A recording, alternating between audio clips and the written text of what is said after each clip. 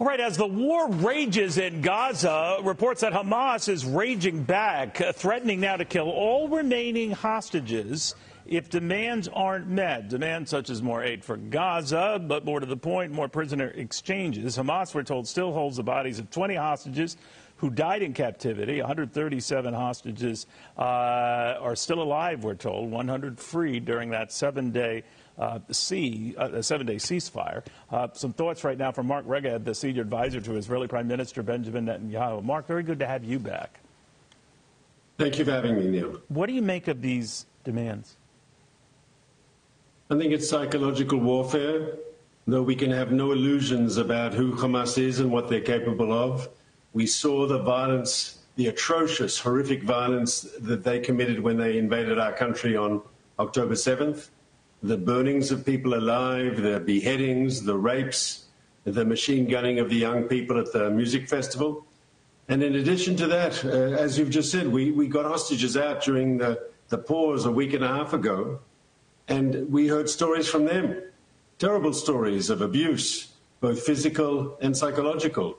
The head of the children's hospital that accepted the 30 children that came out of captivity after 50 days, she said, without going into too many details, there are privacy issues, but she said the children came back as shadows of children, her words. And so, of course, we fear for the fate of our hostages. Now, I'm just curious because we know of these 20 hostages who died in captivity. Now, a good many of them, I don't have an exact number, Mark, so I apologize, you probably do. Hamas is blamed on Israel and attempted attacks in Gaza. What do you say to that? Well, that's their playbook, blame everything on Israel, yes. But what is the truth? These people were very much alive. They were kidnapped by Hamas, forcibly abducted and taken back to Gaza, and Hamas is responsible for them. And if they have died under Hamas's watch, Hamas is responsible, they are accountable, and we will hold them responsible. And we will bring them to justice. And we will reach every Hamas terrorist who's responsible for the killing and the murder and the mutilation of Israelis, and they will pay a price.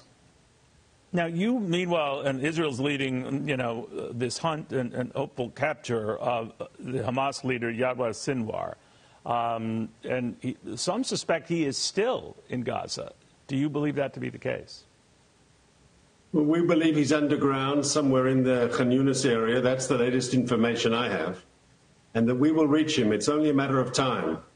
And what is interesting to see is that as Hamas's regime of terror inside Gaza appears to be more and more shaky, we're actually seeing more Gazans speak out against him on television. And it's actually interesting because up until now, his authoritarian rule, everyone was very scared in Gaza, the Palestinians there, to speak out against Hamas's regime. But as things look more shaky, as the IDF moves in, we're seeing more and more Gazans stand up and say, Sinwar, the leader of Hamas, you are responsible for this destruction. You are responsible for everything that's gone wrong. You are responsible for this war. And I think as this conflict goes on, you'll see more and more pent-up anger from people in Gaza against the Hamas leadership for what they've brought upon Gaza. You know, Mark, I'm sure you pay attention to world reaction to what's going on in Israel, but particularly these, protests in the United States and a lot of the protests that stir up on some Ivy League campuses in the United States. One president of a university, the University of Pennsylvania, has stepped down because she said very little in response to anti-Semitic actions on the part of students there. Two others' jobs could also be on the vine. What do you think of that? So obviously anti-Semitism is concern everyone because it starts with the Jews, but it never ends with the Jews. People have talked about anti-Semitism as exposing the canary in the mine shaft, so to speak.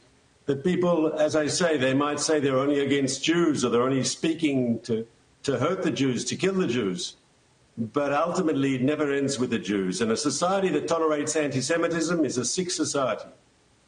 Mark, thank you very much. Wish we had more time. Mark Regev, the senior advisor to Israeli Prime Minister Benjamin Netanyahu, will keep you posted on these latest developments and the confusion over just the number of hostages still left and held by Hamas or Hamas operatives.